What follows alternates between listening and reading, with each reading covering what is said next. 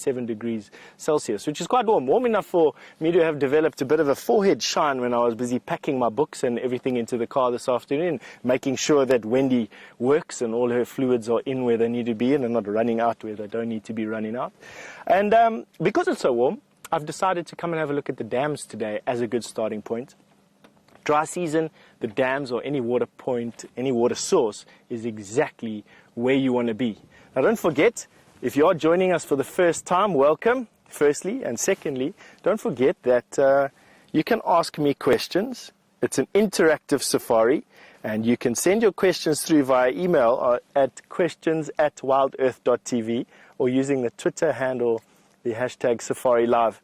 And we'll try and work through as many relevant questions and comments as we can during the next 3 hours or so of the safari. Now, what you're having a look over there is there are two elephant bulls. The one on the left, substantially bigger than the one on the right. And I don't know if you'll be able to see it from here, but the one that is now at the back, now on the left-hand side, the bigger of the two, he is in a condition called must. Now, must, it depends on how you say it, M-U-S-T-H, is a condition that mature bull elephant go into a couple of times a year, or actually it depends on which elephant. Some elephants it's once a year, and other elephants it's a couple of shorter times per year, but up to 150 days. And basically their body increases testosterone levels up to 70%. And this makes them A, irresistible to females, and B, it makes them irresistible to the urge to follow herds. And as you can see over his back, there's a herd of females in the distance. And while he's busy drinking water at the pan, they're busy feeding in the grass at the back. And he's what's called in attendance. So he's not part of the herd structure of this particular herd. He's just a bull in attendance. He's a must bull. And he will be quite scary to bulls who are not in must. And he'll be very attractive to females coming into estrus. Now, female elephants coming into estrus will do so for a number of days. And they do that to give the big elephants, the mature bull elephants in the area, time to get to them. So they don't ovulate immediately. What they do is they go through a bit of a hormonal change, and they will start giving off signs that they are about to ovulate. But they don't ovulate just yet. And what happens there is it drives the males in the area where they are into a frenzy. It gives the time for their pheromones to waft on the breeze and call in all these musk bulls. The musk bulls then will fight for one another for dominance. And the biggest musk bull, he will stay in attendance with the herd until he's either kicked out by another big bull, or he himself gets a chance to mate with that female. Her body's chemistry will change as she ovulates. He will then mount her. They stay together for a couple of days. Her body chemistry changes once again when her egg is fertilized, not ovulated, fertilized. And then he will move off. And that is his job done. And he'll either, if he's still in mutts, carry on to the next herd, or he'll come out of must slowly and he'll go back to his endless wanderings. And in a place like this, we're in the Kruger National Park. The Kruger National Park is a massive, massive piece of land. We're looking at about 3.5 million hectares here. Elephants could literally wander for years and never come back to the same place again. They have what's called a home range. They don't have territories. And a home range is an area that an elephant will wander in its lifetime. You're not going to find an elephant in a home range in the Kruger National Park all of a sudden arrive in Zimbabwe. That's not how it happens. They basically explore the edges of their home range, and in the 70-odd years that they're alive on this planet, not quite that much in this area, we're looking at about 60 years or so, they might explore a little bit out of their home range. You're looking at about 10 kilometers a year for these bull elephants on the periphery. But for a mature bull elephant, a large bull elephant in the Kruger, they'll stay in this home range and they will just explore a little bit and come back. And that's what we call a home range. It's an undefended territory that they have. Have a look at how magnificent this particular elephant is. He doesn't look so big from where we are. We're probably about 400 yards away from him at the moment, 500 yards. And he's just enjoying the pan. Now on the left-hand side of the pan, the young bull that was in just drinking here. He's been pushed out, and they're having a bit of a face-off with the buffalo there. Buffaloes are notoriously cantankerous, stubborn beings, and that buffalo is not enjoying being pushed out of his wallow by that elephant and is busy trying to stare him down.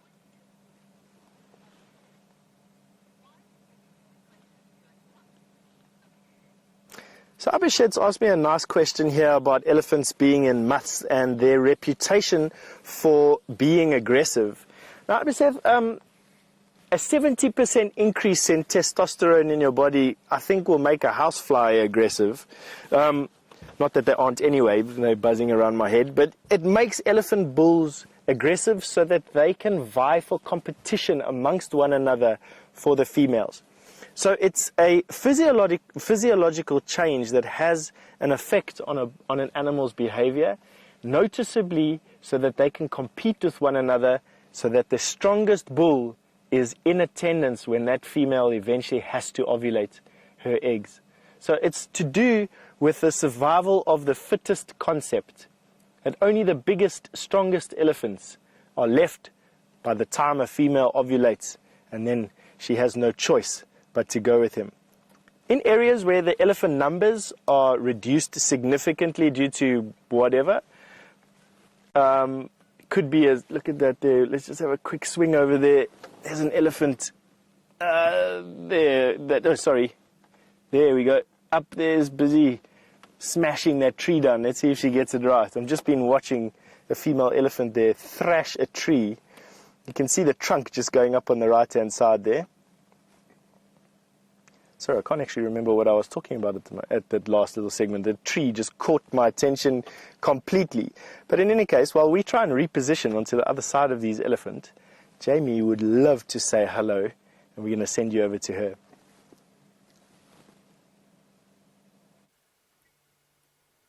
Good afternoon and welcome on our sunset safari, starting off on a somewhat grisly note, I suppose, if you could, oh goodness, call it that. Let's not have another disaster like this morning. But good morning, afternoon. My name is Jamie and I have Dave on camera with me, and we have a dead impala up in a tree. Unfortunately, from our angle, which is a sort of precarious perch upon the wall of a very, very steep incline, I don't see any leopards. Now, if you missed the sunrise safari, there was quite a bit of drama surrounding this particular impala. We had the beloved Sindile and the beloved Mvula competing over access to it. There was a brief and very noisy scrap up in the Tamboti tree before Sindile was forced to retreat, sort of conflict between youth and age and experience. Now, Sindile and Mvula, for now, have disappeared, which at this point was to be expected. I'm still trying to check. We haven't checked from the other side, so they might be lying in the shade somewhere there. However, it was sort of to be expected. There's not all that much left on this particular kill. There's a leg sort of semi-separate from the rest, and that's just the head basically left and some ribs. I think there's a chance they might have abandoned it for now and perhaps decided to go and sleep somewhere off in the shade.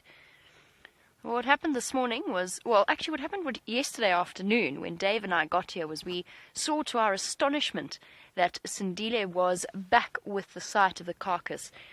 Now, just judging from the tracks, the conclusion that Herbert drew when he first found this kill site, was that Sindile actually was responsible for killing the impala just by reading the tracks that had come in. He then said he thinks that Mvula came in from the north and stole it from him. We didn't expect to see Sindile quite so close, but in the end they were actually relatively peacefully sharing the kill. Sindile was feeding down in the drainage line. However, this morning, because there's less meat, there was a bit more competition between the two male leopards. One, I assume Mvula put it up in this tree, just because I think that's the sort of level of experience that he's got to. He's got quite a few years on young Sindile. I think that he foisted it up in the tree, and he was reluctant to share too much more with Sindile. They both escaped with sort of just bruised pride, I think, especially for Sindile. But one thing that we did notice this morning was that Mvula does have some old puncture wounds from a previous fight. So he's been in the wars lately. feel as though I'm being really silly and that there's going to be a leopard right here. But perhaps both of them have moved off to go and have a drink. I'm just trying to think where the nearest water is. Perhaps Galago Pan has been witness to some leopards making their way to go and have a drink.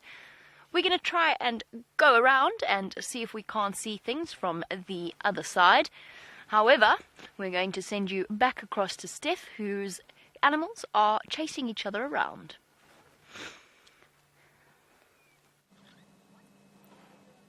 Thank you very much, Jamie. That was very kind of you. And not really chasing one another around. The bull elephant and the buffalo had a bit of a standoff. And now what's happening is I'm seeing that the female elephants are coming down to the pan for a drink. So are we lucky? Hopefully they come and drink right close to this big male elephant that we're with. Have a look at him. He's off to our right-hand side over here. And what's immediately noticeable is his floppy ear. Now, quite often elephants of this size have this condition. It's not a sickness or an illness. All that's happened is during a fight, he's broken the piece of cartilage that holds his ear up, basically. There's a ridge of cartilage that holds his ear up. And this particular elephant has broken it. Generally, they do that when they're fighting with one another. And it could have happened when he was a young calf as well. Not necessarily now when he's older. Could have been anything. The other females have just stopped.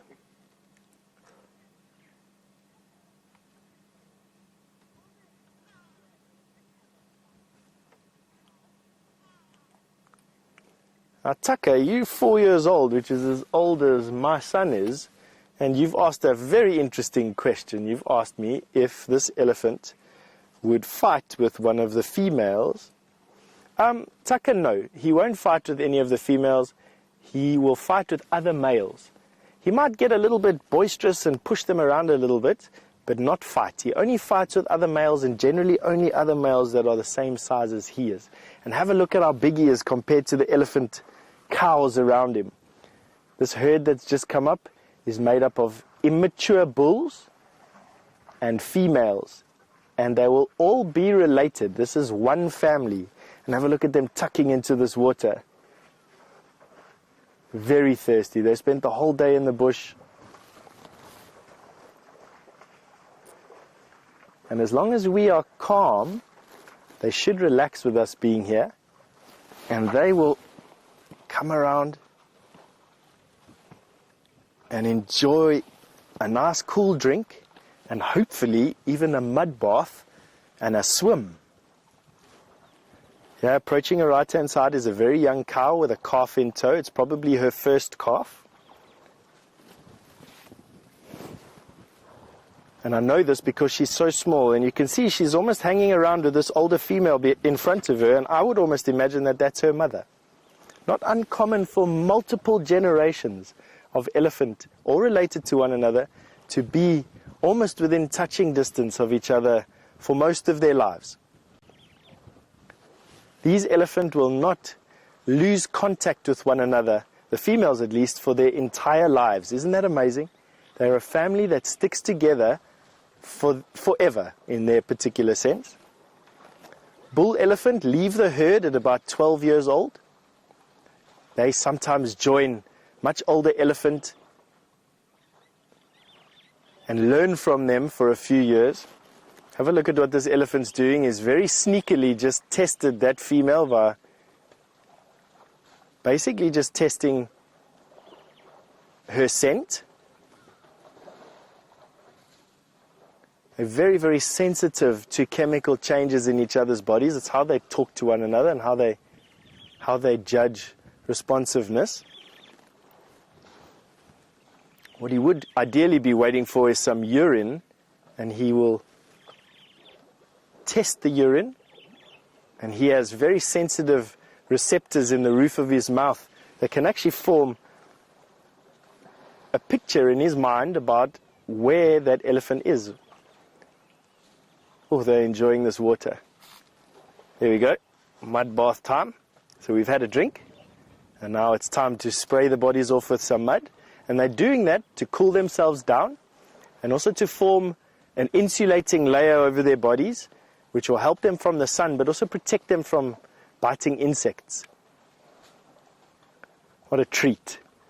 I must be honest. To sit as close as what we're doing to these elephants and having virtually no effect on them is almost unique to the Kruger National Park. You do find proximity to elephants all over Africa. You can get very close to elephants all over Africa. But for some reason, I'm not nervous around Kruger National Park or Sabi Sand elephants.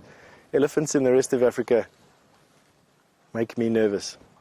Have a look at this bull.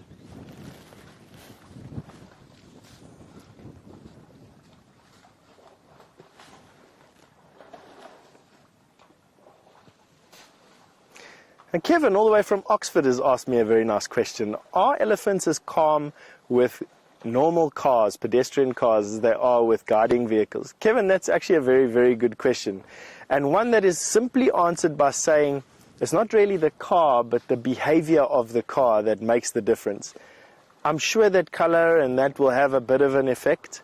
But to be honest, it's the way that the cars are parked, the way the cars are driven, the way the cars are started and revved and back away. It's the behavior of the car that almost lends a personality to the car.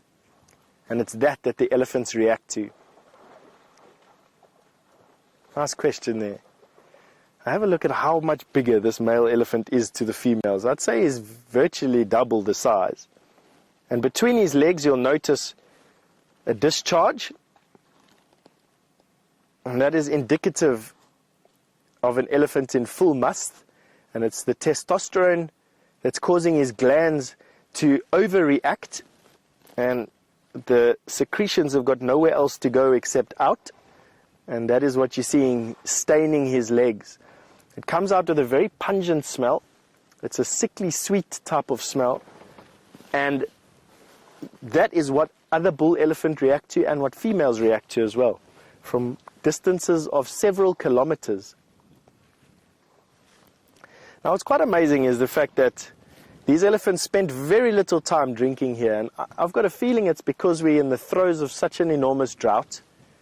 What's happened is that the food value, the nutrition value of all the plants in the area is so low that they literally need to feed now between 22 and 24 hours a day to fill their bellies with enough plant material to make sure that they get enough food to keep going and to stay healthy. And that is my impression of, look at that little Ellie having a dust bath there on the left-hand side. Awesome. So relaxed with us that they're all having a bit of a dust bath in the sand there. All the youngsters.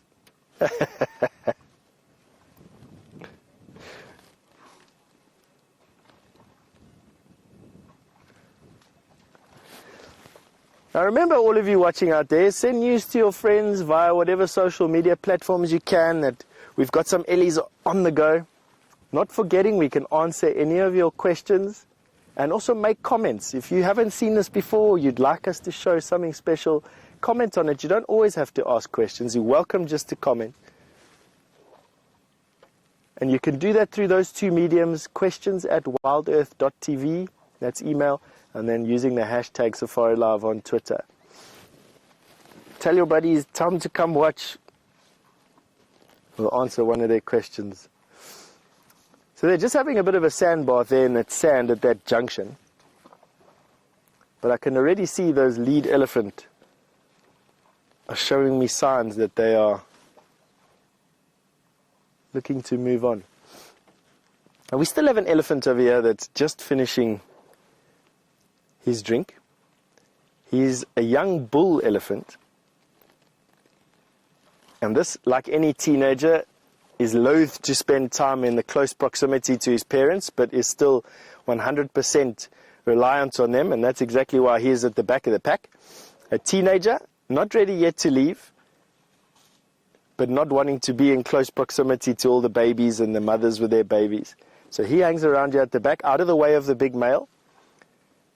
And now, unmolested, he's able to enjoy a drink and a bath. And it looks like he's managed to get every part of himself except that patch on his forehead. And a little patch on his bottom I see as well. Let's see if he can get it to the next mouthful. Wow, have a look at the unique feature on his trunk there, Gerard. He's cut his trunk, the tip of his trunk, he's split it. Wow. Now that would be akin to you separating where your nostril attaches to your front lip, your top lip, and separating it, tearing it up into your nostril. Just imagine how that feels. That's what that elephant's just managed to do there. Obviously having absolutely no effect on the function of his trunk. It must just have been quite sore.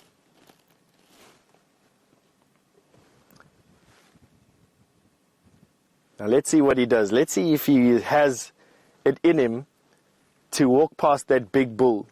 And that'll give us an idea of where he is. If this young male is approaching maturity, he won't walk close to that big bull elephant. If he's still an immature bull, not quite a toddler, but sort of a preschooler, if I could put it to you that way. Prepubescent is what I'd like to say, probably. He will walk quite close to that bull elephant. No, looks like he's stopping there and waiting. Not that he's in any way a threat to this bull elephant. It's just conditioning, genetic conditioning. So that tells me that he is approaching the time when he needs to start thinking about leaving. They leave anywhere from about 12 to 15 years. It's not a definite age. This elephant could be anywhere from, if he's a big elephant, he could be as young as 8 or 9. If he's a slightly smaller elephant, he could be anywhere up to 12 or 13 years old. He looks like he's wanting to pass this big bull. He's giving him his space. You can see he's gone out of his way now not to walk down the road where all the rest of his family has gone. There he follows this big bull. I think we're going to start our car and carry on going with this elephant herd. Let's see if we can follow them a little bit. Also gives my shiny forehead a bit of a break from the direct sun.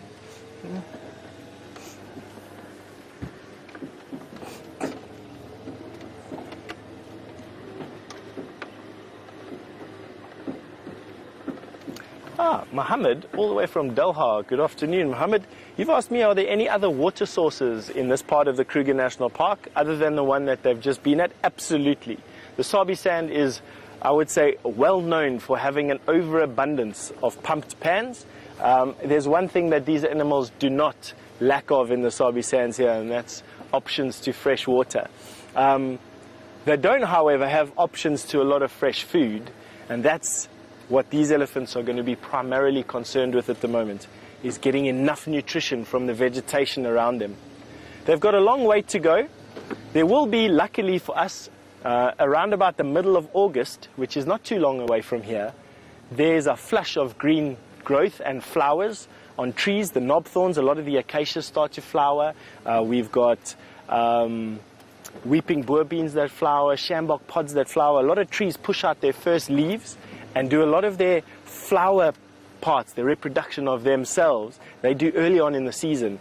And these elephants will have a slight boost then, but we will only really get rain here in October again, and the grass will only be really lush from about November, mid-November into December. So they've still got a long way to go.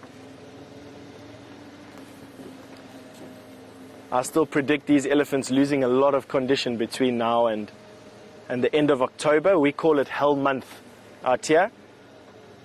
And things are going to get dire towards the end of that month.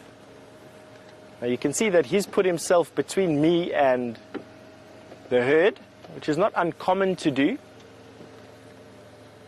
It's just him reacting to our presence. What we need to do is not antagonize him. And as you can see, or you may have heard, I've just switched off the engine of the car. He's not showing me any untoward aggression. He just put me between himself and the herd. And what that tells me is he's almost got like a protective instinct going there, or he sees me as a bit of a threat. That's just his testosterone that's busy talking to him. But rather than escalate the situation, we just take heed of these bulls. And while he's deciding what he's doing, have a look at these two youngsters having a bit of a wrestle with one another. That's exactly how elephant fights. Picture what they're doing now. That is exactly what these big bulls get up to, only with the addition of tusks. A titanic battle is how it is.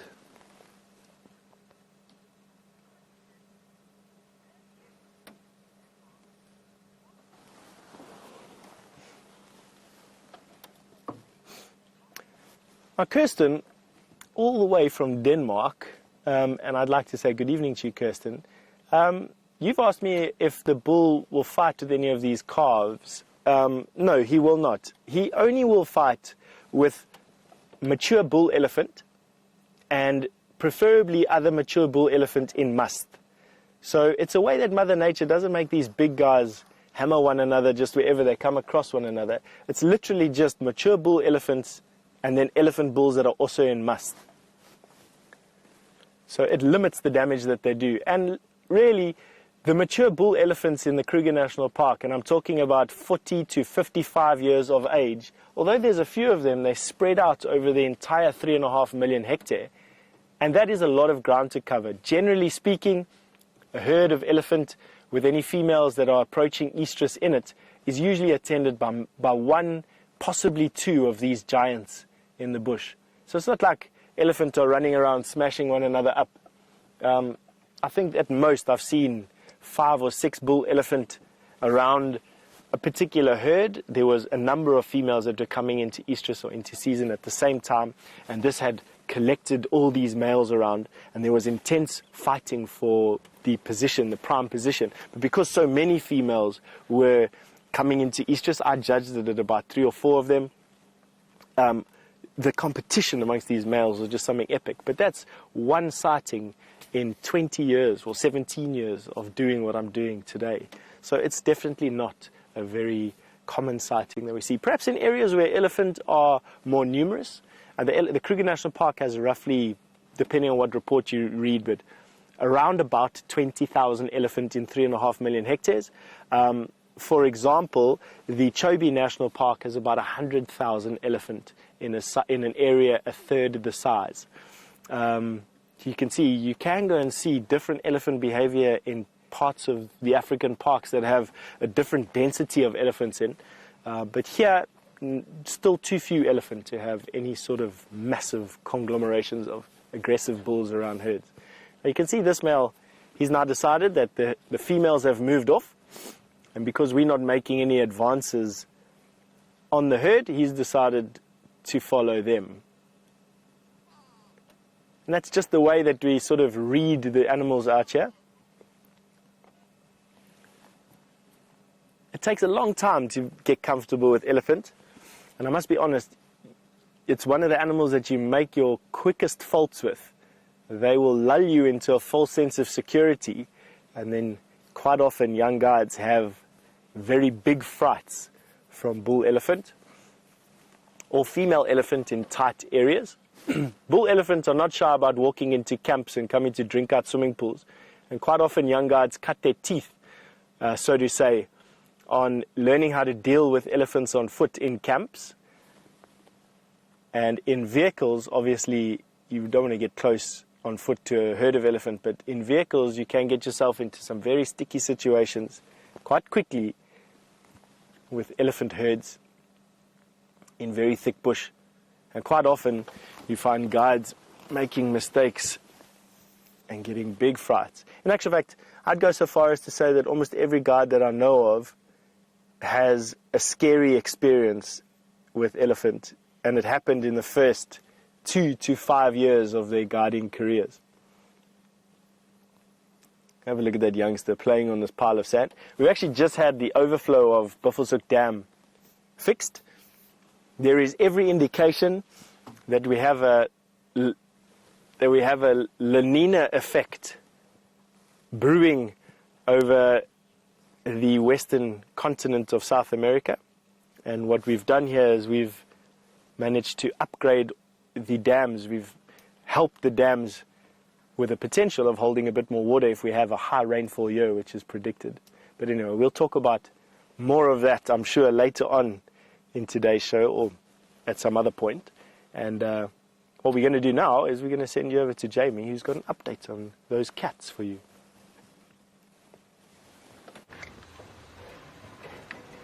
My update is that that's a slender mongoose. Never mind. My update is that I found one of the leopards, and I think I found Sindile. Once we double-checked this whole area, I was just out on foot double-checking into the drainage line, and I walked along a little bit, and I just saw a tail disappearing in here. I think he's feeling a little bit skittish on foot, so I'm speaking nice and softly, and I'm just going to wait for him to relax a little bit. Don't think he would have gone too far. He would be somewhere around here. I think we just took each other by surprise ever so slightly. So we'll just wait here and see if he doesn't pop out. So we're a bit further away from where the kill is. He was sleeping in the shade, and my first time actually encountering Sindile on foot since he has returned back to the Sabi Sand. We had some wonderful adventures together, him and I, when he was still a cub, and he decided that the best fun in the world that he could have would be to stalk me all the way back to the vehicle when I tried to track him one day. So he is here. He's hiding somewhere on the other side of this mound here. Now that could mean that it is really, really tricky for us to get the vehicle to him. So it might be worth moving off for now and then coming back at a later stage. Sorry, hold on 1 second. I think he may have walked into Mvula on that side, because I heard a low sound. It was not quite growling. It was just a sort of a which might mean that he's bumped into Mvula. It's worth just sitting here for now. I want to just let him relax before I go in, and just let his heart rate settle before we move the vehicle in. Obviously, he's much more relaxed with cars than he clearly is with people on foot. He's forgotten what that's like in his time away from the wild. So while we sit here, wait for Sindile to relax a little bit, and then move in to see if we can't get a view, let's go back to Stef and see what his plans are.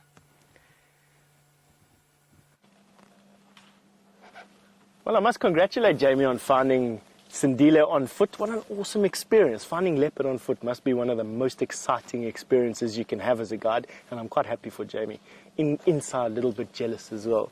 These ellies have moved off into a little bit of thick bush, but underneath the Vuyatela dam wall, which has given us an opportunity quite unique, or rare, not unique, but quite rare, to actually be above an elephant. Can you imagine? And that's what we've got here, is we are above this full-grown female.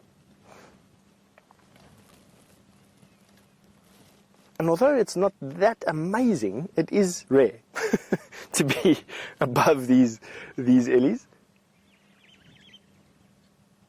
I just have the most wonderful time with elephant. To me, they sort of epitomize everything that Africa is for me. As savage, as colossal, as sad in some instances, or tragic, I suppose is the better word. As susceptible to our sort of encroachments and fetishes. But that's getting a bit melancholy. Have a look at this. We've got a female elephant literally 10 or 15 yards away from us. Calf in tow. We are standing at least double as high above her as what you're likely to get anywhere. And we get a nice chance to see what she's choosing to eat. There's not much here, I must be honest with you.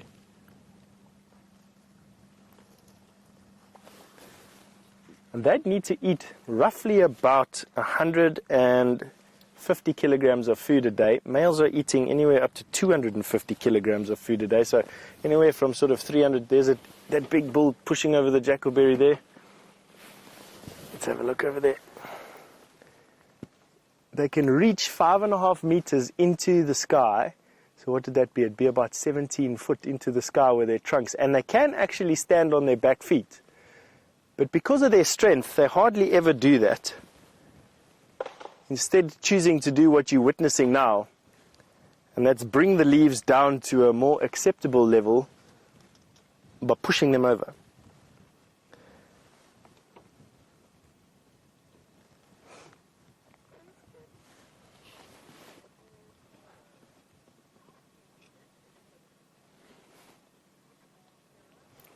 Now, football hero has asked me, how sensitive is an elephant's trunk? Quite sensitive, football hero. If you have a look at this elephant on the right-hand side here, the one with the mud on its face, and we zoom in on the trunk, you'll be able to see a lot of hairs. Now, apart from the trunk having more than 100,000 different muscle fibers in it, it's also covered in hair, and it's also covered in nerves. An elephant can feel incredibly well with the tip of their trunk. I would almost liken it to how sensitive your lips are.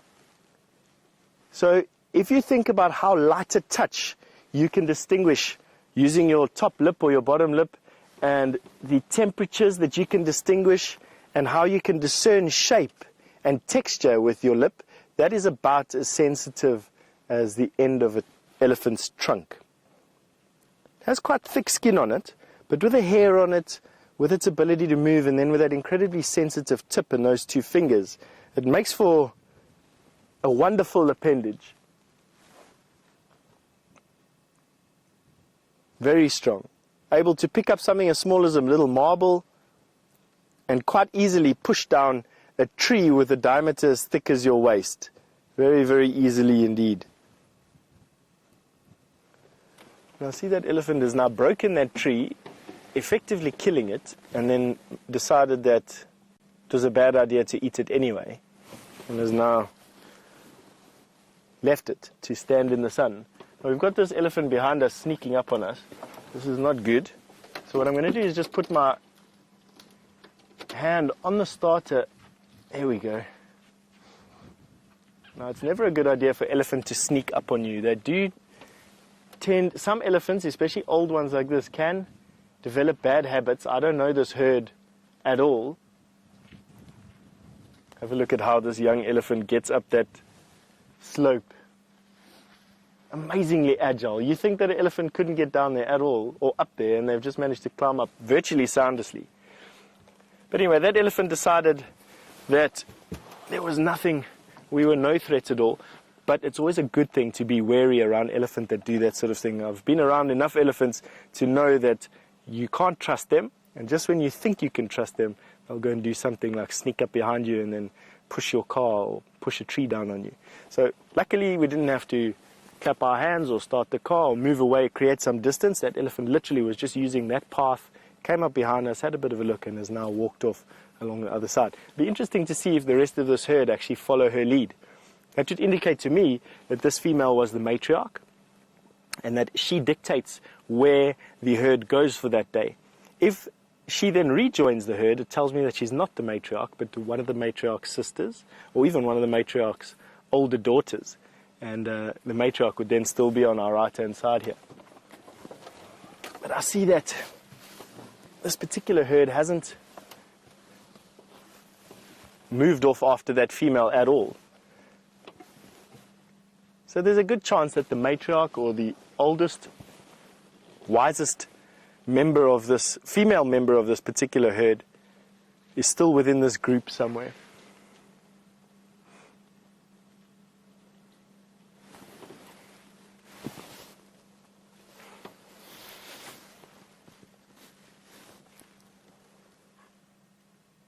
Yes, there are a lot of calves here.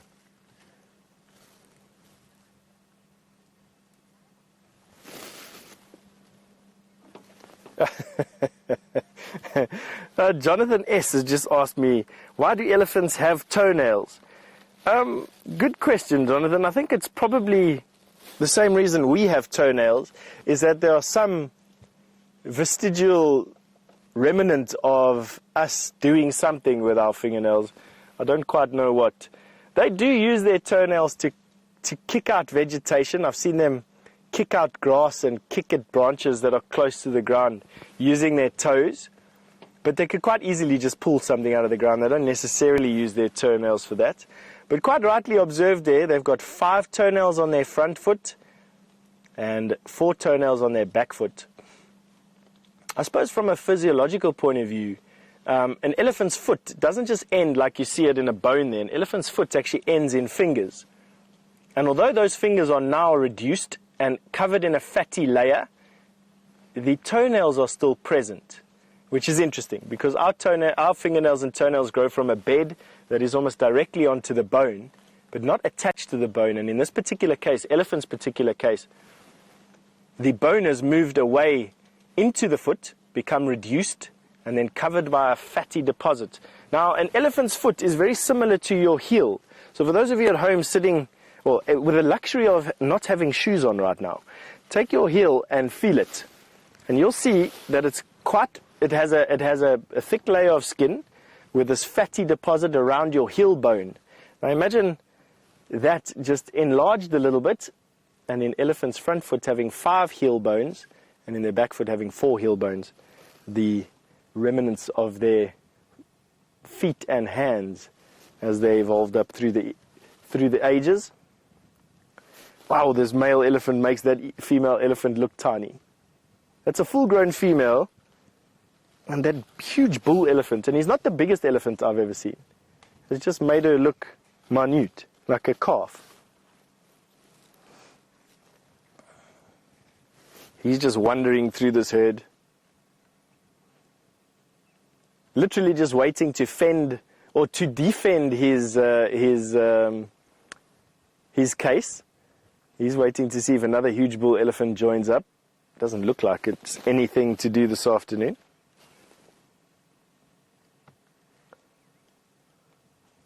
It doesn't look like he has much to do this afternoon. Duty done, he's seen off other big elephants, and he's not quite, or she is not quite ready to ovulate just yet, and so it's just a waiting game. You can see him intimidating that youngster there. The youngster just making way for him, as is right. It's quite an interesting story about some Kruger National Bull juveniles that were taken to the Pilanesberg National Park, which is a little bit closer to Johannesburg than we are now. And because there was a lack of older bull elephants, these youngsters came into their maturity without a capping effect of the older, bigger bulls and became rogue. They would trash property at a regular basis. They were just uncontrollable, basically. They even started to kill other animals, buffalo and rhino they started to kill. And what happened was the Pilanesberg National Park introduced a bunch of old Kruger National Park bulls to the Pilanesberg National Park. And these older bulls effectively capped these youngsters, these rogue youngsters' behavior and brought them back under control again. Isn't that amazing? All right, we've got Mvula. Jamie's found him. Off you go.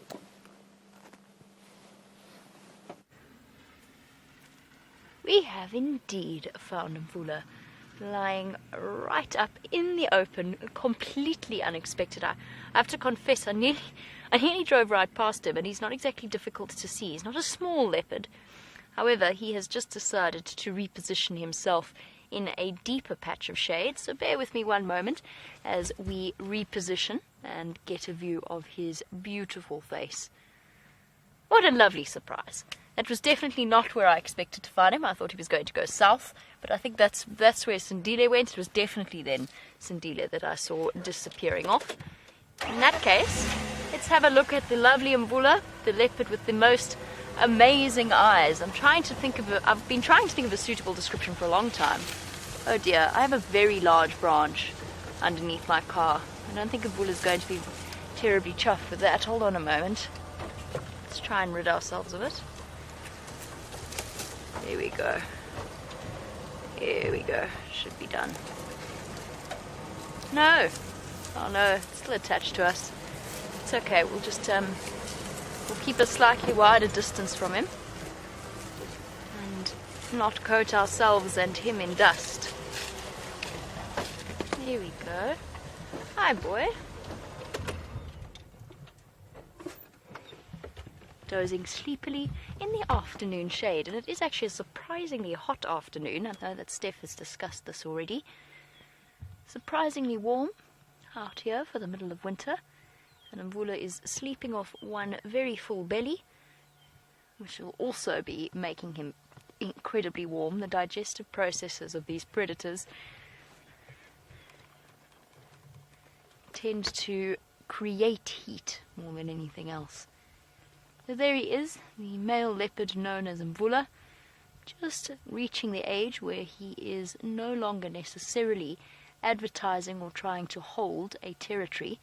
He's been largely pushed out by a male called Tingana. But a couple of years ago, in fact a year ago even, Mvula was the undisputed king leopard of Djuma and the surrounding areas. He is definitely starting to show some signs of age. He's broken off a canine. His bottom right canine is completely broken. I saw that the last time I was here. And he's starting to get a bit scrappy around the ears. Ah, there are those eyes.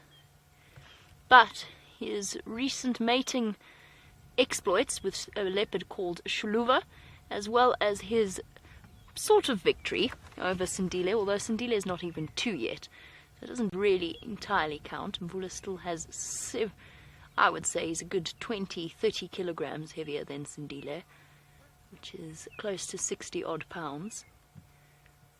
But he has done very well for himself, and he's been sticking around in this area for the last couple of days. He's got a few fresh injuries around his neck, or fresh-ish injuries around his neck.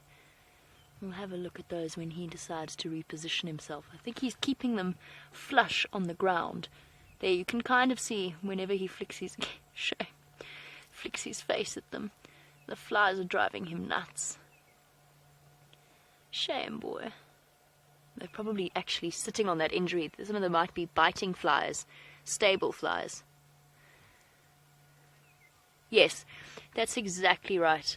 Deborah, our armchair traveller, is absolutely right. That is what Mvula's eyes look like to me as well. She said that Mvula's eyes look like there is a light on inside them, like they're shining from below. I think that is a perfect description.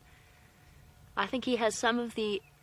They're pale blue, which is not unusual in leopards, but his are a colour that I have never seen before. And they must be some of the most extraordinary looking eyes I've ever seen. There we go. He's thinking about opening them, especially since those flies are driving him mad. But I think Deborah's exactly right. There's almost a glow coming from behind them. And I find it very easy to identify him. As soon as he turns that piercingly blue stare upon you, you immediately know which leopard that you're dealing with. Oh, boy, shame. Those flies driving you nuts. Can see sheer irritation there in his body language, and that is probably because they're sitting on those injuries and nipping at them, which won't be comfortable for him at all.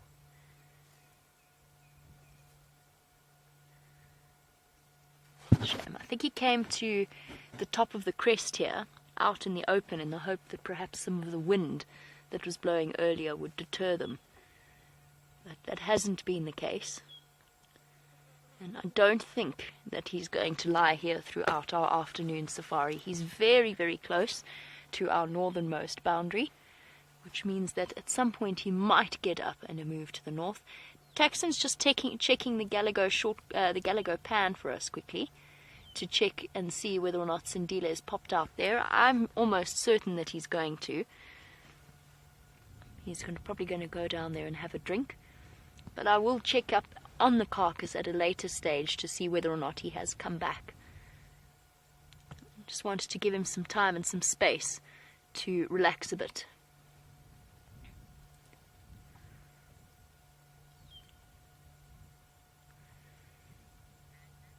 Our Wild Earth girlie, talking about the sizes of our various leopards, I said that Mvula is very solid and stocky when compared to poor 2-year-old Sindile. However, he is much, much smaller than Tingana and Anderson male. Now, Wild Earth girlie wanted to know how Mvula compares to the Anderson male. Now, the Anderson male, apparently, I have never seen him, so I actually can't tell you from personal experience, unfortunately. I've never seen him. I have heard stories that he weighs, or he looks as though he weighs up to about 100 kilograms, so 220 odd pounds. That's huge for a male leopard. He's supposed to be one of the largest that the Northern Sabi Sands has ever seen. That being said, it's like the fish that somebody caught that gets bigger and bigger with each telling of the story. I think he's huge. I think he is bigger than Tingana, and Tingana, I know from personal experience, is bigger than Mvula. But again, you're probably looking at a weight difference of about 20 kilograms, 44 odd pounds between the two of them. The one thing about Mvula is that he's quite short at the shoulder. He's stocky, he's got a very thick neck, but he is, to me, much shorter than Tingana. The Tingana is also one of the largest male leopards I've seen, certainly for a long time.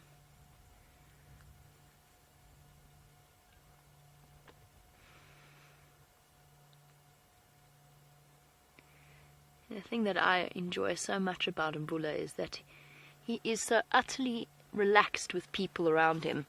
Now, there's a wonderful story for those of you who were familiar with Scott and Nikki, who were a presenter-director team and couple that left us in February. Yes, it was February.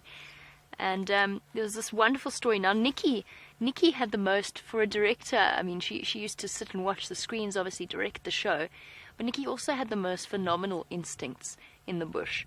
And she went out with Scott on a game drive in the middle of the day and said to him that she thought she'd seen a leopard. And I'm not quite sure why she was doubted, but they didn't believe her. Then they went and checked Buffelshoek Dam and walked around there or did whatever they were doing. And then Nikki went back. She said to Scott, I'm just going to walk up the road and go see if I can see any tracks where I thought I saw that leopard. And she was bending down and she looked up and she went to call Scott because she'd found a leopard track. And she said she looked up and 5 meters away. Now 5 meters is close. Again, not sure if it's like the big fish kind of story, but I believe her. 5 meters away, 15 feet away, was Mvula lying there looking straight into her eyes. Imagine that feeling that she had. We do have some incredibly marvelous experiences. There, those eyes. Those piercing, pale eyes. And there's the wound, sorry, just before he turns too much. An injury on the side of his neck. He's just given us a little bit of a view. And then this light, his eyes look yellow. So interesting. Okay. Puff of dust. As Mvula goes there, now you can see the light blue. As Mvula goes back to sleep, let us head back across to Stef and his elephants.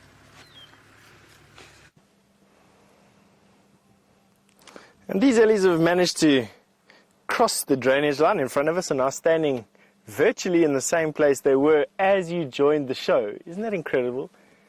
You know, from a tracking perspective, if I had to try and solve that just from their footprints, it would have left me dazed and confused, I can tell you. But they've now had a drink. They've spent some time in the drainage line, chewing on 1 or 2 trees, not really making much of a meal of anything. Then the matriarch must have been the matriarch because she crossed over behind us first, and then about 15-20 minutes later, the rest of the herd followed in almost her exact footprints and have now moved back into the patch of bush that they were in when we joined. And now I can see that they've started to spread out and are feeding again. Just literally picking at the bushes. Not doing much. There, they're starting to move off now. That female with her calf at the back of the herd, with the rest of the herd coming into frame now from the left and spread out now over a front probably about 150 to 200 yards or so wide. Now, if you're just joining us, we've been with these elephants since the beginning of the show, which started for our time at 3 o'clock. And they've had a drink and now they've moved off again. And we were just saying how they had a very quick drink and then moved off to feed, and how much food these elephants are needing to put into themselves on a daily basis to maintain the correct or healthy energy levels. And how difficult that is at this time of the year because of the poor nutrition of all the bushes that they're eating at the moment. And I would presume that elephants are spending anywhere up to, I'd go so far as to say hungry elephants will be eating 24 hours a day now, getting little snatches of sleep where and when they can. Now, it's not uncommon for elephant to sleep up to 10 hours a night in summertime, but For elephants like this that are in the grips of a drought at the end of the dry season or going into the end of the dry season, these elephants will probably be feeding anywhere from about 20 hours to 24 hours a day, depending on where they've been for that day or the previous day, just to maintain healthy energy levels. Isn't that incredible? Eating mostly woody species of plants, so trees, roots, bark, and leaves at the moment. And they're up to about 300 pounds for a female elephant and probably close to 500 or even 600 pounds for a male elephant. Lots of vegetation around at the moment. It looks pretty green and bushy, but as soon as you start to go down to actually what's in the bush, you can have a look around this particular thicket now. You'll see that the bush itself is made up of nothing almost. In places where there is supposed to be grass, there's nothing but sand, and you can see that the bushes that you're looking at are all thorny, scraggly trees with very little nutritional value whatsoever. Small leaves, mainly evergreen, and that means, in my opinion, hard and leathery and not very tasty at all. There are actually still one or two elephant, can you believe it, in this thicket. That's what makes these elephant herds so dangerous on foot, is you don't quite know exactly where they are. The prime bull, or the big bull elephant that we were having a look at just now, he's still in the thicket off to our right-hand side. And what this could only be is then the youngsters, the young males.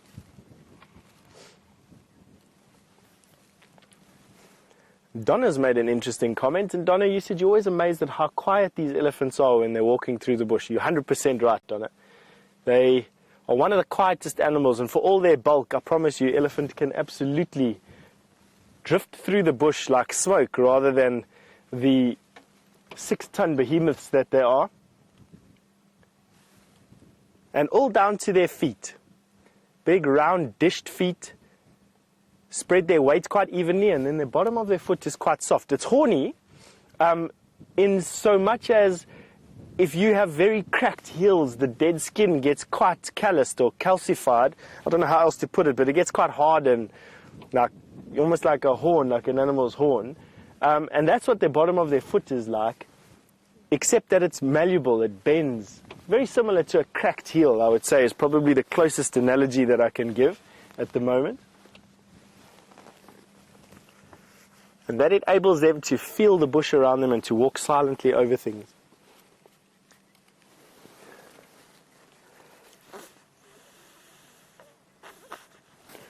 A football hero, you're on a roll today asking me about elephants, and you've just asked me, and nicely so, you've just asked me, what is the average size of elephant herds here in the Kruger National Park? Now, elephant herds in the Kruger Park will vary between about 6 to 12 individuals, with the average about 8 to 10, 12 individuals, all similarly related. But they can form agglomerations. You do find sisters that are matriarchs will group together to share a resource, and there you can get elephants numbering up to 100. Can you believe it? The most I've ever seen in the Kruger National Park was about 120, 130 elephant together. But there are historical events of elephant creating super herds with one another, and you get up to 1,000 individuals. Isn't that amazing? I think the largest collection of elephant that I've ever seen has been on the Chobe River in October. The Chobe River separates Botswana from Zambia. And there the elephant gather around water, which is the resource, the poor resource in that area. And there you find, I don't know how many elephant. I would easily say that I saw in one day maybe 20,000 elephant from one vantage point. They look like buffalo, a never-ending sea of elephant from one of the vantage points on the floodplain. And yes, I would say easily 20, 30,000 elephant. Wow, there's something happening off to our left-hand side. Excuse me for swinging away from you like that, but these elephants just started to scream.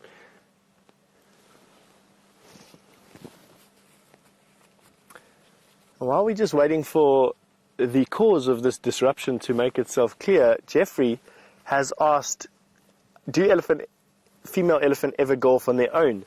Jeffrey, I've only known female elephant to golf on their own when they're about to give birth, and then only rarely. Sometimes elephant give birth in amongst the rest of the herd, most of the times in actual fact, but sometimes you find females separating themselves. But they'll always be in contact with the rest of the herd. Female elephant, or elephants, actually can contact each other using something called infrasound, which is ultra low frequency sound that they can send out into the bush around them, and in openish areas can be heard up to 10 kilometers away, 6 miles away. Can you believe it? So even though you might think a female elephant is on her own, she's still in contact with her herd, with her natal herd. Very uncommon for an elephant that's not injured, of course, or sick to be left behind by a herd of elephant. In actual fact, I'm thinking now, it's only really sick or injured or stuck in the mud where I've seen elephants leave family members. And then always it's very distressful for them to do that. You can just see it creates a nasty disturbance. All right. And I think on that note, and while we wait for whatever to happen, Jamie has got Mvula, who's lying nice and flat for you to have a look at. Enjoy him.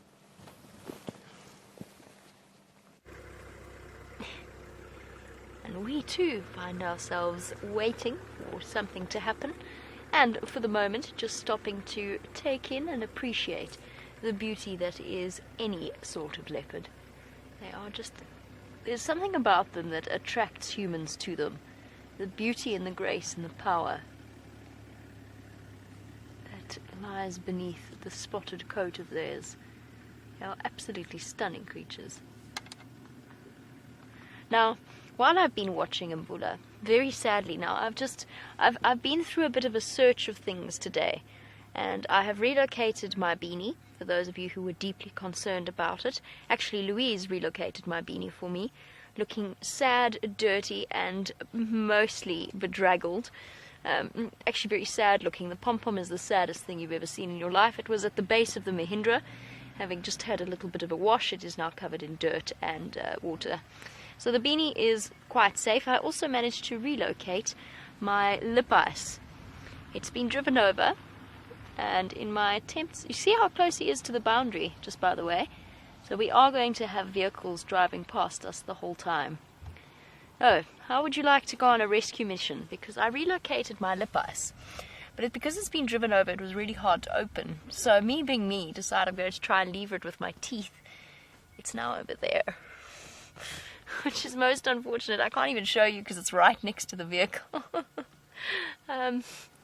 So I don't know how chapped Mvula's lips are feeling, but if he wants some, there's some lip ice right there on the floor next to him. I might have to do a rescue attempt a little bit later, but it will have to be done by putting... It's not the first time this has happened to me. Almost invariably, actually, it's been things like guest cell phones and mobile phones and cameras that they've dropped off the side of the vehicle in a sighting. And you wind up having to inch the vehicle round to put it between yourself, the animal, between you and the animal, and then bending over and contorting yourself to pick it up. This is the first time I've done that in a long time, and I'm going to have to try and do it at a later stage. Now, Mary Edwards, on that subject, I'm not going to jump out of the vehicle now and grab it, because that would absolutely scare Mvula. It would be behavior that would be unexpected for him, and all of a sudden I would be out of the vehicle and walking around. He would get up and he would run very fast in a general northerly direction, and I say northerly because I'm to the south of him. Now, you want to know actually more specifically whether or not it's dangerous to be out and about on foot, especially around leopards.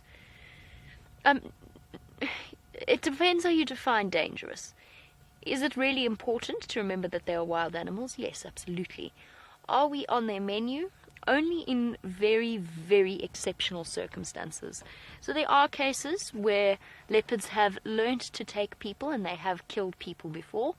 However, that is exceptionally unusual, and it usually only occurs at night. During the day, on foot, we are recognized by everything out here, thanks to thousands of years of evolution, as the apex predator. So whilst our Sabi sand leopard have had trackers tracking them pretty much for the same time period that they've had vehicles around them, so they've got used to people on foot. in the way that Mvula is. So if I were to go walking through the bush and I came upon him like this, I could probably watch him from a distance of, I would say, from Mvula, probably comfortably at about 30 meters, which is around 90 odd feet. And that is where I would want to watch him from. And Scott has done that before on foot with Mvula. He sat with them for a considerable period of time, and he's perfectly comfortable with it. Sindile, on the other hand, I was in no danger from him. However, he was scared, a little bit scared of me. So he moved off away from me. I don't think he went very far. I think he probably went to go and flop down in the shade, a little bit further away. But that's generally the reaction of leopards. The one thing that leopards do tend to do on foot is, especially ones that are not used to people, is they try and disappear. But they don't necessarily do that by movement, because they know, just like we know, that eyes are attracted to movement. So what they do is they go still in a bush. Now, when you're on a walk, and this has happened to me once or twice in my life, and I'm sure Stef has had this occur as well, especially around rivers and other such places, if you've encountered a wild leopard before, what they often do is they wait in the hope that you're going to go past them until you get really close to them and they realize that they're going to get spotted, at which point they explode past you. Our leopard moves at its fastest, 22 meters per second, or up to 24 meters per second.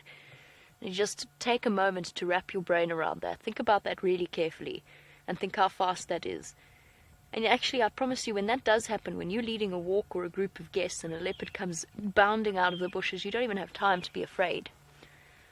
You just let it's gone. It's gone before you've even registered what's gone on. You just get a flash or a blur of spots. Occasionally you get a brrr, and then it's gone. And then your heart rate shoots up, and then it returns to normal once again. I've also had I had one walk where we didn't have an escape route, and the leopard didn't have an escape route. I just came around the corner, and there it was, hiding in the bushes. And I backed everybody up, but I told them not to look at it. I told them to pretend, to just keep looking upwards and to pretend that they hadn't seen it. Because animals are aware. They have to be. All animals are attuned to the position, human beings included. It's why we see faces in things like toasters and microwaves and cars and whatever else we see faces in. Because we're attuned to positioning of eyes and ears and facial expressions. Animals are no different. They take their visual cues from our faces mainly and our body language.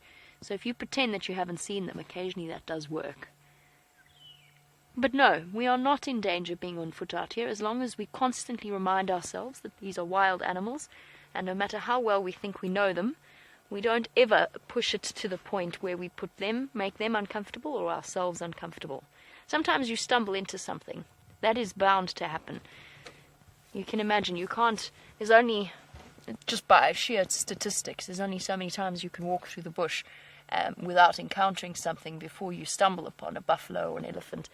And far more dangerous than leopards are things like hippo being the most dangerous. Buffalo also can be very aggressive, and elephant. And leopard, in terms of the greater scheme of things. I'm talking, do you mind? Don't even know where you are. Oh, hello, magpie shrikes.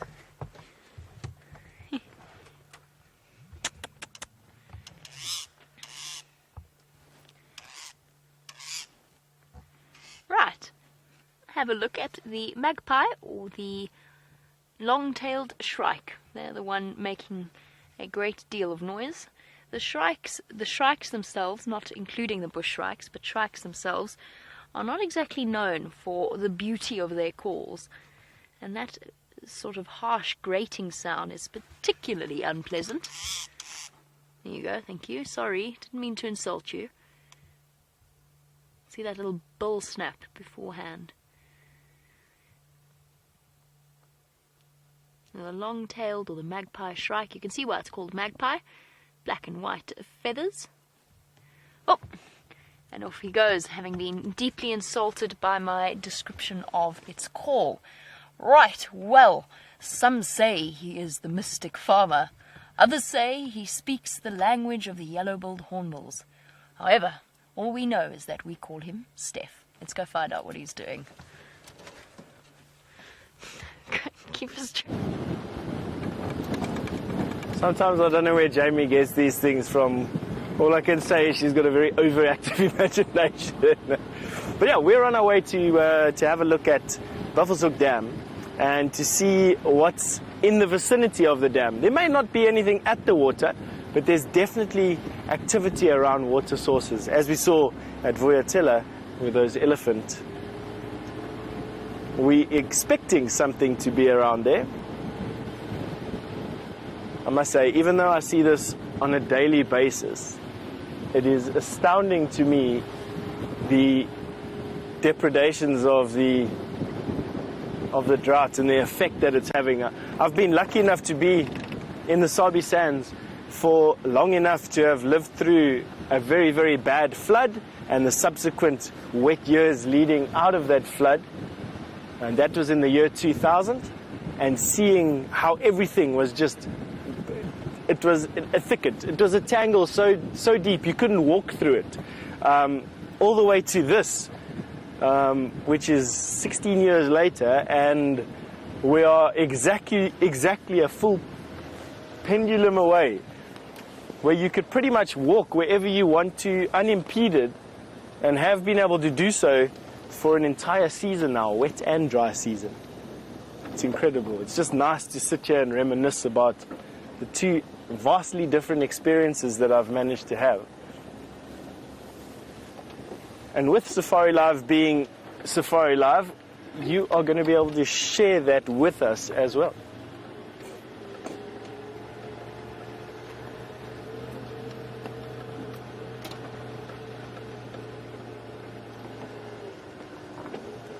Now, Kevin, you've asked me an interesting question about the Transfrontier parks. And you've wanted to know how long has the Kruger National Park been open to Mozambique, and has it had any effect on the animals there? Kevin, let me answer this in the way that I can. I can't give you an exact date of when the Transfrontier's border opened. I do know that it was probably in the early 2000s somewhere. I'm going to leave it at that until I can absolutely confirm what date it was. And as to the effect that it has been having on the animals around there, Mozambique was deprived of animals during an almost 30-year-long civil war, where people had to live off of the land and were forced to live off of the land due to an incredibly bad civil war there. And what we saw was just this massive reduction in animal populations. And so the Transfrontier Park was to open up the Kruger National Park's abundance, or apparent overabundance, to Mozambique, to allow animal populations to re-establish themselves there. And I'm happy to admit that friends of mine who have traveled into that part of Mozambique, and close to a dam called the Masingir Dam, have said that they've seen multiple sightings of lion, healthy populations of sable, rhinoceros even, elephant, rhino, lion, leopard, cheetah, wild dog. They've seen some brilliant sightings of that. So it's working, you know. It's re-establishing themselves. And quite amazingly, in that in the 100 years before, in 1903, there was a record of a footprint of an elephant in the Kruger National Park. That was the only footprint in the Kruger National Park. That was the only record of elephants in the Kruger National Park. And in 1905, 3 bull elephant walked across from Mozambique into South Africa, into the Kruger National Park, thereby seeding the current population of elephants. 100 years later, in a 30-year civil war, South African national parks, the Kruger National Park, is seeding deprived areas in Mozambique now. Don't you think it's wonderful? For whatever reason, animals leave, come back, and it's just nice to know that we've got this sort of cycle and we're able to balance these things out. But we're now at Buffelshoek Dam, and we don't have much to show, barring a hippo, a terrapin, and a grey heron, and some blacksmith lapwing. And I'm sure the longer I sit here, the list is just sort of going to endlessly grow.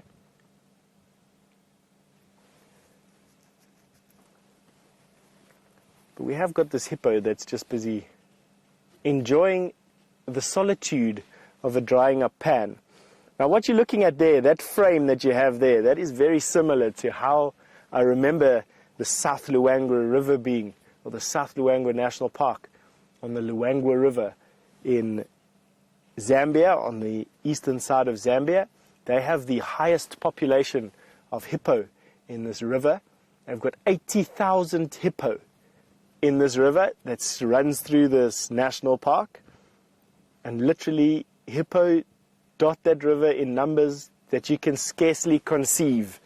And this is how my memory is of it. Very dry. I was there in October, in the dry season, when the hippo concentrations are at their densest. And now barring this puddle, this has only one hippo in it. The puddles in the South Luangwa would have 10 times this number, 100 times this number. It does remind me strongly of it, this vista. It's wonderful how things can trigger memories. I quite like that. Now there's a terrapin on this hippo's back, mostly because the terrapin has been in the water around this hippo and has found suitable elevation to climb out of the water and sun itself. It's a cold-blooded reptile, which means that it gets its metabolism, or the rate of its metabolism more correctly, from the environment around it. And it would be sunning itself now to pick up its metabolism to digest the food that it ate. And it's an insectivore. So it would have been drawn to the hippo because the hippo, with its defecating and stirring up the mud, would stir up any invertebrates that you find in the mud around this particular hippo, and that the terrapin would have been enjoying. And so the terrapin would have been drawn to the hippo for the disturbance it has to the environment around it, kicking up any insects. The insects are then fed upon by the terrapin, and when he's cold and full enough, he would have climbed onto the closest elevated position, sitting in the sun, increasing his body temperature, increasing his metabolism, and digesting what's in his belly. Interesting, eh?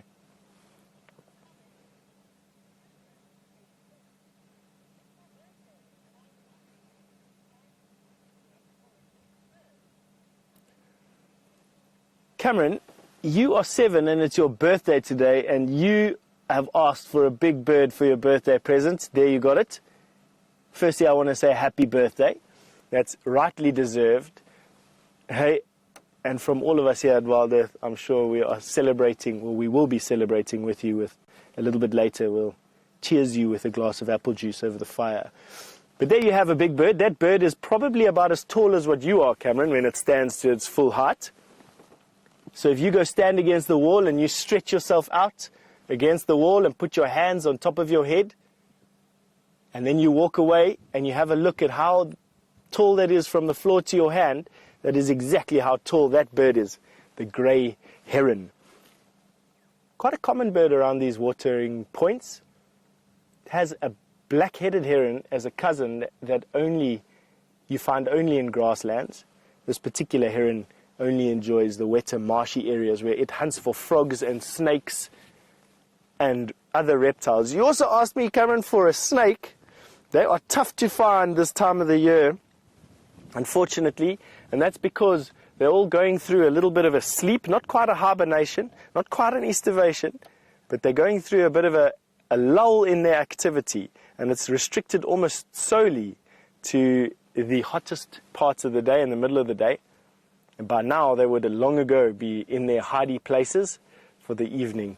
And so quite tough to find. On foot, it might have been a little bit easier, but with me in a car, difficult. But I'm glad we at least managed to get one of your wishes. So from me, at least to you, happy birthday. Let's go a little bit closer there to that end of the pan over there. There's a few birds that are winging it in to have a drink. And it seems to be the place to be, actually. Now, it's funny, birds are drawn to other birds. You find bird parties around. And I think what happens at the watering points, birds find comfort in numbers and will quite often be drawn to where there are other birds to go and have a drink. And I think that's what's happening here. It'll be good for us to sit here for a few minutes and to see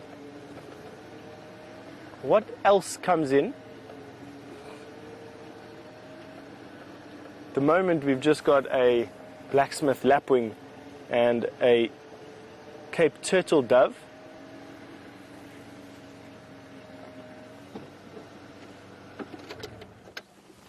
Let's show you what they look like.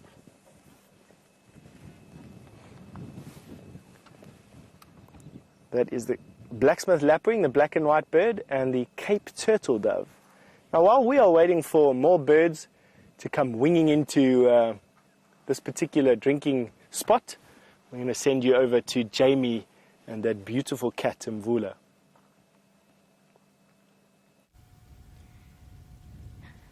Our beautiful and very sleepy Mvula. He hasn't moved very much at all. He's found himself a perfectly comfortable spot, and now that the wind has picked up ever so slightly, you can see the leaves rustling in the background there. He seems to no longer have quite the fly problem that he did initially. He's definitely come to the right spot in terms of escaping them. He sent a few of them to me, actually. I don't know how Dave's doing, but I've just had about 5 try to fly up my nose. That's okay. Entirely worth it just to be close to this particular cat. And he just gave us another demonstration of why we love Mvula so much and just how relaxed he truly is, because he let me reverse back, pick up my dropped lip ice and climb. I didn't get out of the car, but I did do some leaning out of the car. And he didn't lift. Did he lift his head, Dave? No. Didn't even lift his head up at us. A truly special animal. That is why the Sabi Sand is one of the most special places to come and to view the big cats. They have come to live almost completely unfazed by the presence of human beings in vehicles. And as I said, most of them are actually absolutely fine with us on foot as well. And it helps, of course, that he's got a very full belly and is feeling thoroughly comfortable. Stretched right out. To give you an idea as to the length of a leopard, from his head to his tail, if I were to go and lie down next to him, he's not quite that tolerant, and I'm certainly not going to go and do it, but if I were to go and lie down next to him at my 5'7" length, he would probably be a good foot longer if I stretched out right next to him, including his tail, of course. They're incredibly long and heavy tail. I've been fortunate enough to deal with sedated leopards before, and that tail is very, very heavy. As I said, it's heavier than it looks, and it serves a very important purpose in terms of, first of all, conveying the mood of a leopard, and then secondly, acting as essentially a balancing rod whenever they are climbing up in the trees or when they're chasing something, but mainly for tree climbing. And then, of course, we've got his fluffy rosetted coat, the solid spots on his belly, and then the rosettes around his side and around his bottom. And that, of course, is completely unique, that pattern of spots, to Mvula. There you can see thick belly fur. It is winter, so they do grow a slightly thicker undercoat to keep themselves warm on the chilly nights. Beautiful view of his foot.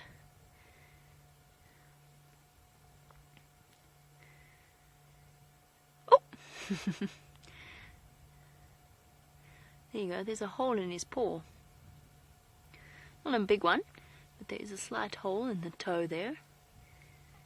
I'm not sure. That could be from anything. It's not too deep. It hasn't broken through the very, very thick skin of the bottom of his foot.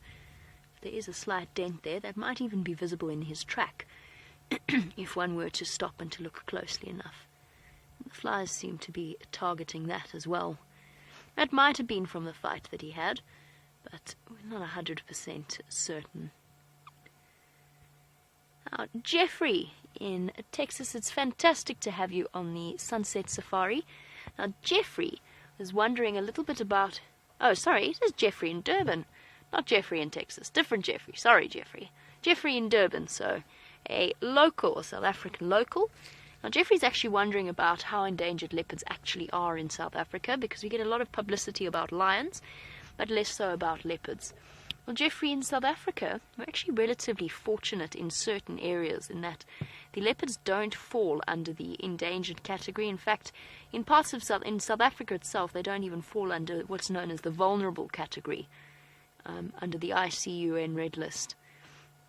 That being said, there is a lot of rhetoric from certain parties that have an interest in claiming that there are more leopards than there are, and it basically said that there's lots and lots of leopards in South Africa.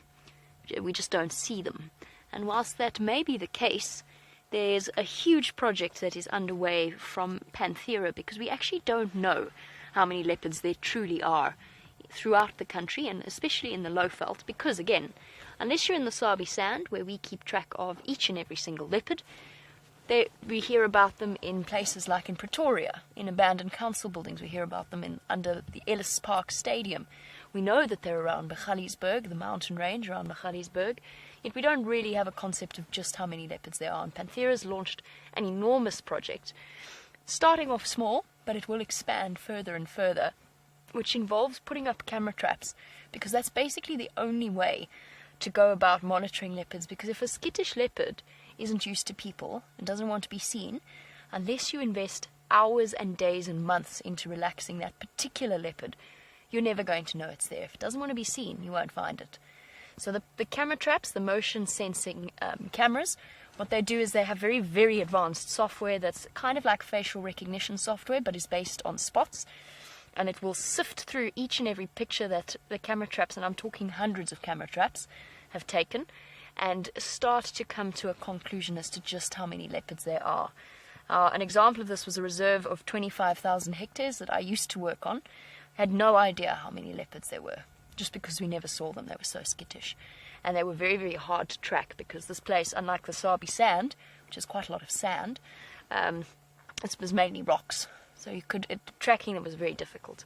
So we put camera traps up, 100 in 25,000 hectares, one on each side of a suitable spot, and ended up with a conclusion there were 12 permanent based, 25 moving, 25 in total, so the ones with their sort of territory on the fringes, or nomadic leopards. And that was the conclusion in just 25,000 hectares.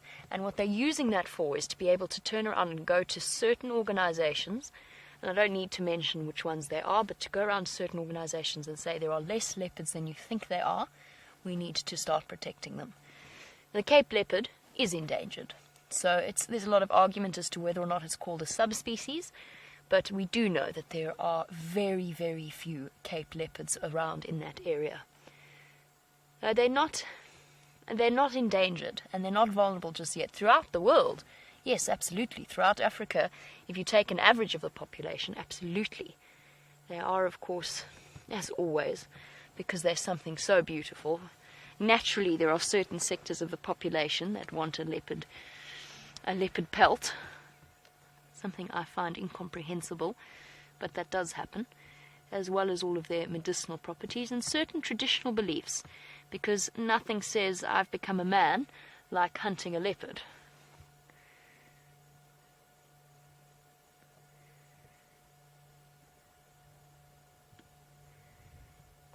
It is something that is very sad. Luckily, there are lots of places like the Sabi Sand, and fortunately for them and for us, leopards are very, very good at keeping themselves secret and safe.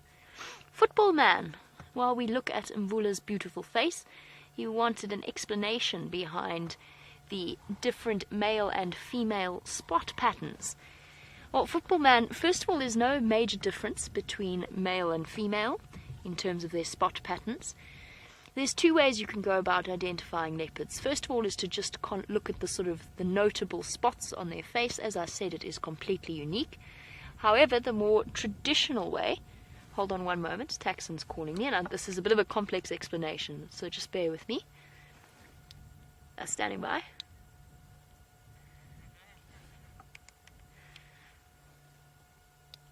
Tax, I think he twitched his ear once, but yes, otherwise.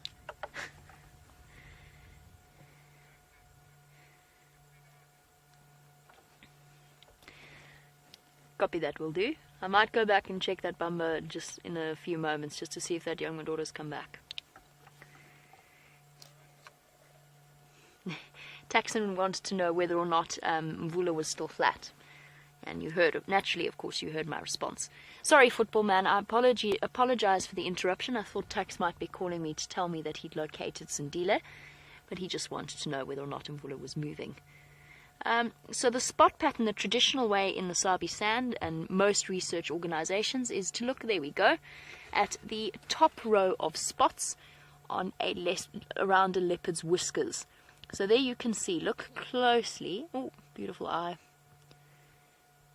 And gone again. See where he's got the white whiskers sticking out of his face. Now go upwards towards his eye.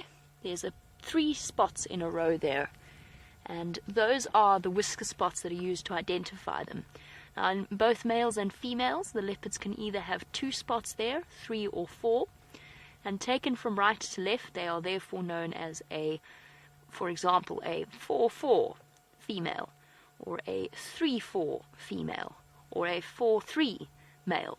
It will differ from their right side to their left side, and that is the way that we go about having a look at or identifying them. Then from there, it's because, of course, there's a limited number of combinations you can have, and naturally you might end up with 2 3-3 males in an area close to each other. If that happens, then they are usually named after the area that they're in. So if you get to that point and you've got 2 leopards with identical spot patterns, then you look a little bit further afield and you start looking at their other identifying features. Look at Mvula's ears. Sorry, before we go too far away. Look at his ears. You can see the nicks and cuts there. Those will be with him throughout his life, although you've got to be careful with something like that because that changes. So that he might get an extra nick, that nick might get deeper. It won't heal up completely, he'll always have them. You can see the flies are driving him crazy. So that is the way in which leopard spot patterns work. And look at Mvula, dozing away. We're going to play a little bit more of the patience game and decide whether or not we want to stick with Mvula or move off. I might go and check the kill and then come back here. But while we do that, let us find out how Stef is going on Wounded Wendy.